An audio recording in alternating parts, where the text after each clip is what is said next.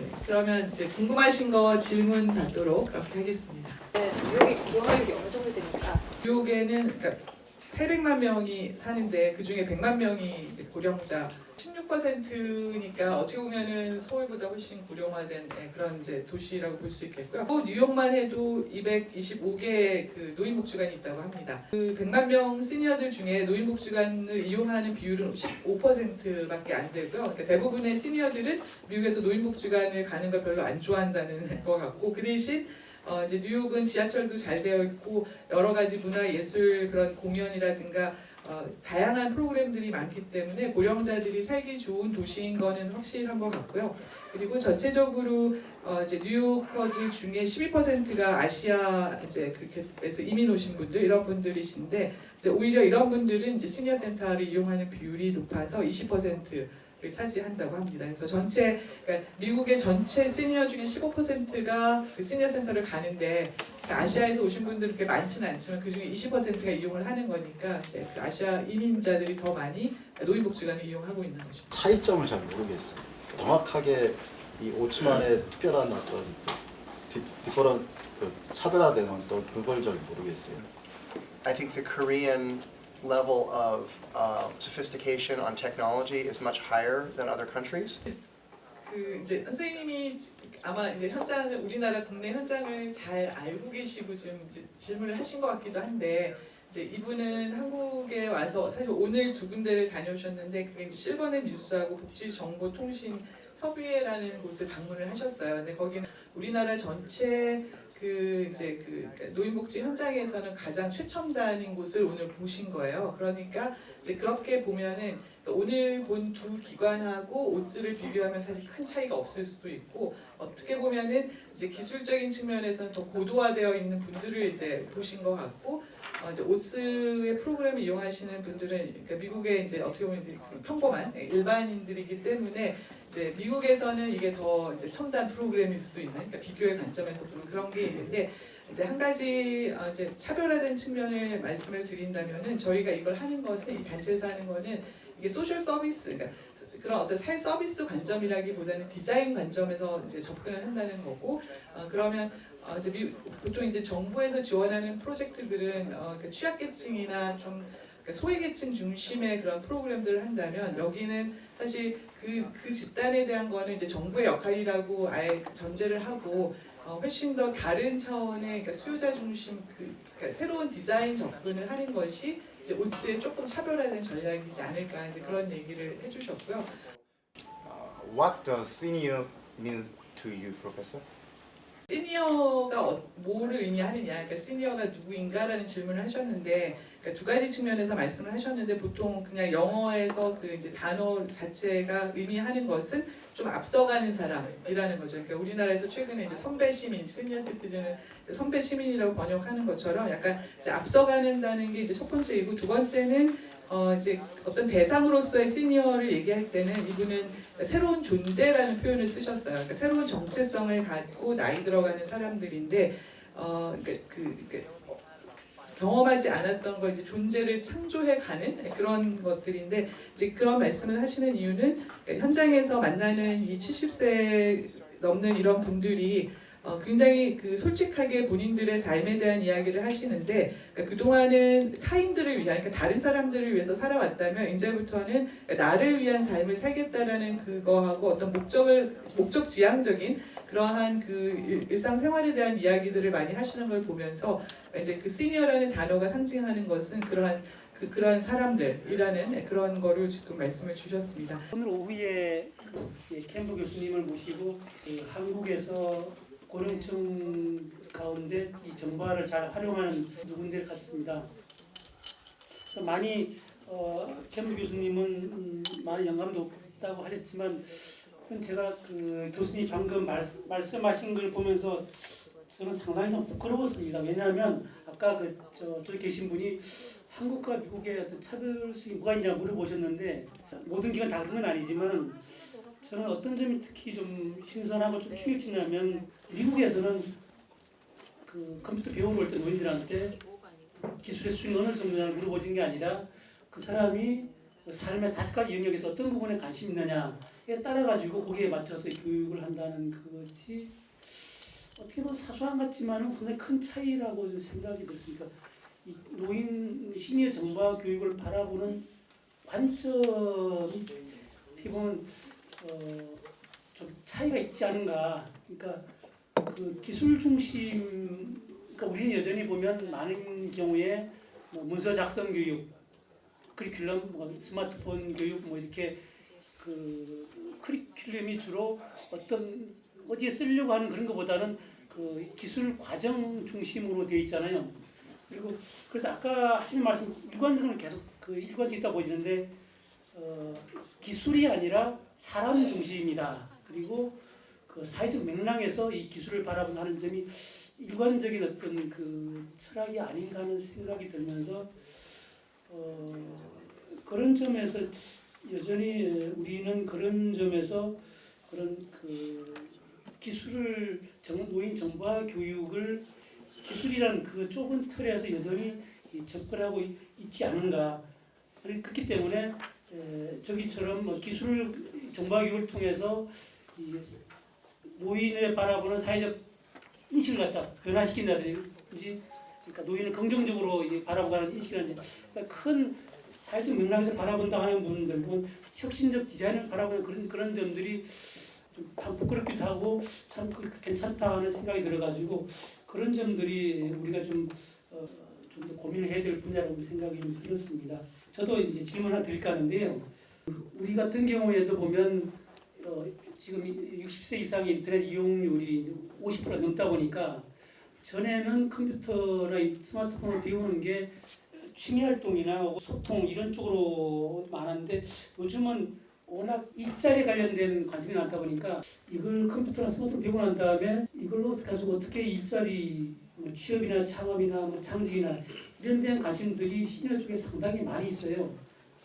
아까 보니까 미국에서도 아까 50% 이상이 이걸 배운 다음에 일자리를 얻고자 하는 그런 욕구가 있다고 했는데 아주 기초적인 그 베이직 스킬에 가지고 하는 일자리 말고 IT를 가지고 보다 전문할 수 있는 일자리와 관련된 어떤 직업 교육이나 그런 부분이 미국에 있는지 있다면 주로 어떤 쪽의 내용으로 구성되어 있는지 그걸 좀 질문을 드리고 싶습니다.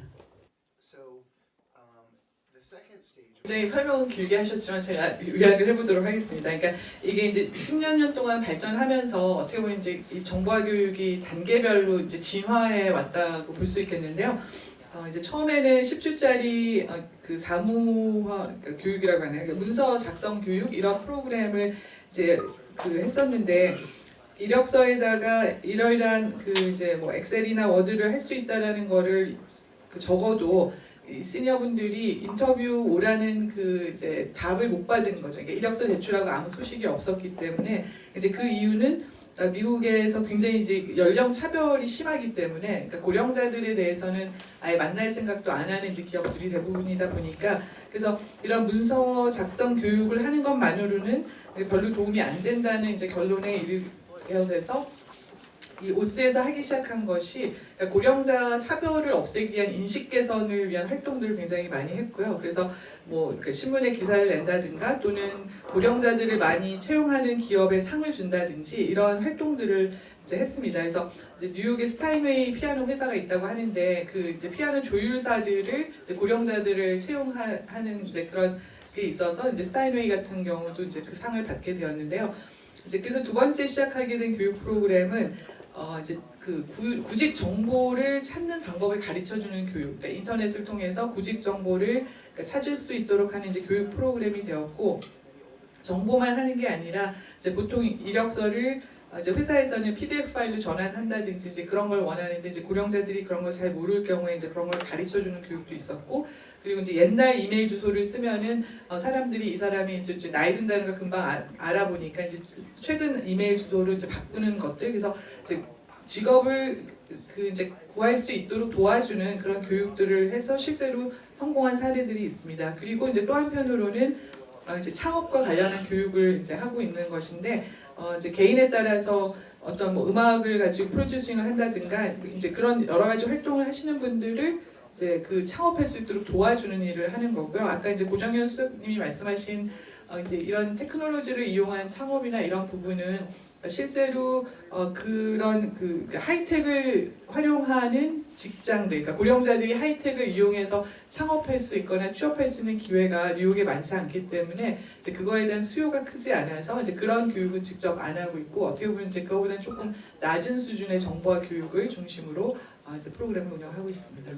뉴욕에는 실제로 그런 하이텍 기술자들에 관련한 이제 구인구직을 도와주는 그런 회사가, 영리를 목적으로 하는 회사가 이미 있고, 이제 그런 곳에서 그 시에 있는 거의 100개에서 200개 가까이 되는 회사들 사이에서 그런 기술자들을 채용하는 걸 도와주는 일을 하고 있기 때문에 굳이 이제 시니어 플래닝에서 그런 일을 할 필요는 없다라고 생각을 하고 있습니다.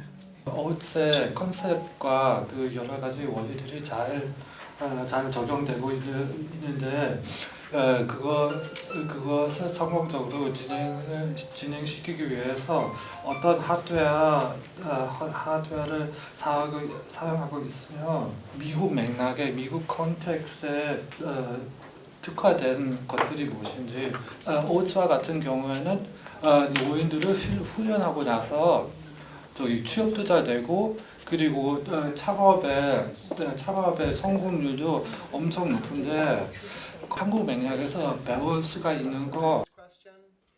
일단 하드웨어나 기기 부분은 이제 시니어들도 일반인들이 쓰는 거를 쓸 수 있도록 하는 게 이제 첫 번째 전략이니까, 미국 같은 경우 이제 아이패드나 이런 것들을 이제 젊은 사람들이 많이 쓰고 이제 보편적인 거라 이제 그런 걸 가르쳐 준다고 하셨고요. 그리고 아까 이제 미국에서 그 시니어 분야에서 많이 일반화된 프로그램 몇 가지, 3가지 소개해 주셨는데, 특히 아까 이제 음악 같은 거, 이제 추억의 음악 뭐 이런 것들, 그러니까 그런 거는 굉장히 그 이제 미국에서는 이제 좋은 모델인데 한국에서도 뭐 적용 가능할 수도 있겠다, 이제 그렇게 말씀하셨지만, 이제 중요한 것은 이게 그대로 갖다가 쓸 수 있는 건 아무것도 없다. 그러니까 이제 계속해서 우리가 요새 많이 얘기하는 이제 서비스 디자인에서 이제 디자인 띵킹이라는 이제 방법론에 대해서 요즘 한국에서도 많이 관심들이 있는데, 그러니까 결국은 그 사용자 중심의 그 서비스 모델을 개발을 하는 거고, 그러니까 뉴욕에서 성공한 모델도 워싱턴 DC나 이제 다른 도시에 가면 그대로 적용할 수가 없고, 그 맥락이 다르고 또 이제 상황이 다르니까 이제 그에 맞춰서 이제 갈 수밖에 없다는 얘기를 하셨고요. 그리고 이제 아까 그 어느 곳에도 이제 포괄적인 아주 성공적인 전략이나 정책이 아직 없는 것 같다, 고령화와 기술과 관련해서 그런 말씀을 하셨는데, 이제 결국은 그 이게 기술만의 이슈가 아니고, 그러니까 정책하고 함께 가야 된다라는 얘기를 하셨고요. 그러니까 프로그램과 이런 것들이 있다 하더라도 이제 일반화되고 지속 가능하고 이제 뿌리를 내려면은 이제 여러 아까 이제 민관 파트너십 얘기도 많이 하셨는데, 이제 제가 마지막으로 정부의 개입이 필요하냐라고 이제 물어봤을 때 이분도 한 80%는 정부의 지원이 필요하다라는 거로 이제 말씀을 하셨습니다. 그래서 구글이나 이런 이제 마이크로소프트나 이런 기업에서 지원을 한다 하더라도 그게 이제 제한적일 수 있기 때문에 결국은 이제 지자체나 정부가 함께 이런 것들을 운영할 필요가 있다는 말씀을. 사회 운동을 하시는데 돈이 필요하지 않습니까? 매우 어렵다고 말씀하셨는데, 제가 듣기로는 여기 현실과 비해 볼 때는 상당히 쉬운 것처럼 들렸습니다. 그래서 좀 더 구체적으로 민간 섹터라든가 정부에서 어떻게 자원을 확보하는가 하는 걸 좀 구체적으로 사회 운동이라고 표현해 준 걸 굉장히 좋아하시고, 사실 이제 본인이 그렇게 생각하시고 어제 저한테도 그렇게 말씀해 주셨거든요. 그래서 거의 운동 차원으로 일을 해오셨는데, 일단 자금의 확보에 있어서는 그러니까 첫 번째 이 단체를 시작했을 때는 3년 동안 계속 그 제안서를 제출해가지고 계속 실패한 경험이 있으시고요. 이제 2주만 더 기다렸다가 이거를 이제 정말 거의 이제 그만둬야 되겠다라는 생각을 하고 거의 마지막 단계까지 갔는데 어떤 재단에서 지원을 받으셔서 이게 이제 살아나는 그런 경험이 있으시고요. 근데 재미있는 거는 지금 오츠를 지원하는 단체들은 우리가 알고 있는 전통적인 그런 노인복지 기금을 갖고 지원하는 단체는 하나도 없다고 합니다. 그래서 정부도 그렇고 이제 노인을 대상으로 하는 그쪽에서는 이제 오츠를 지원하게 되면 이제 기존에 쓰던 돈이 이제 뭐 다른 곳으로 가야 되기 때문에 이제 그런 일이 안 일어나는 것도 있지만, 이제 여기서 하는 일에 대한 이해가 이제 부족한데, 이제 몇 가지 전략 중에서 하나는 아까 이제 그 바텀업이라고 말씀하셨거든요. 그래서 여기 그 오츠에서 교육을 받으신 시니어 분들이 그러니까 지역구 주민 방식으로, 그러니까 그 지역구의 시의회 의원들한테 이제 접근을 해서 그러니까 특정 의원들이 이제 소속되어 있는 지역구 주민들이 이제 교육을 받으면 그 의원한테 이 프로그램의 일종의 이제 홍보대사가 되는 거죠. 이게 얼마나 좋고 도움이 되고 이제 그렇게 하다 보면은 이제 그 의원들이 일종의 그러니까 펀더의 로비스트처럼 그런 역할을 하게 돼서 점점 이게 이제 확대되어가는 경험을 했고, 이제 구체적으로 지금 뉴욕 시장님도 사실 이 그러니까 그 캠퍼 교수님하고 약간 이제 친분이 많으신데, 이제 처음에 그분이 시의회 의원일 때부터 이제 그분의 구역구에서 이게 시작이 됐기 때문에 이제 그 인연이 이어져 오고 있다고 합니다. 그래서 이제 그런 어떤 그 이제 망을 통해서 그 지원 체계를 통해서 이제 꾸준히 그 정부의 어떤 지원이 이루어지는 게 있고, 전문적인 로비 조직을 이제 사용을 해서 누구를 만나서 어떻게 로비해야 되는지에 대한 이제 자문을 받는 그런 측면도 있고, 그 다음에 이제 기업에서 지원을 받는 것은 주로 여기 이제 은행이라든가 병원이라든가 이런 쪽에서 지원을 많이 이제 받고 계시는데요.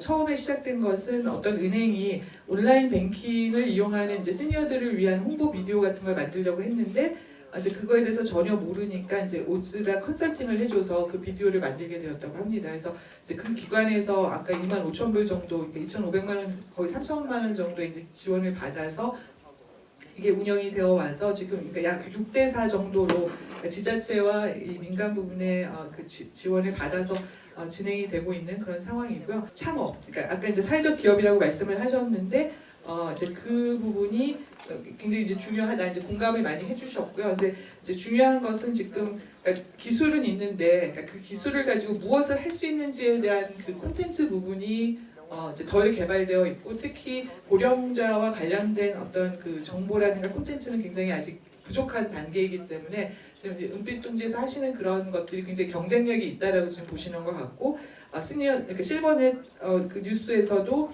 시니어들의 경험을 가지고 굉장히 고품질의 그런 콘텐츠를 지금 이제 스토리텔링 이런 것들이 생산되기 때문에 굉장히 긍정적으로 본다, 그렇게 말씀을 해주셨습니다. I think we need to wrap up now.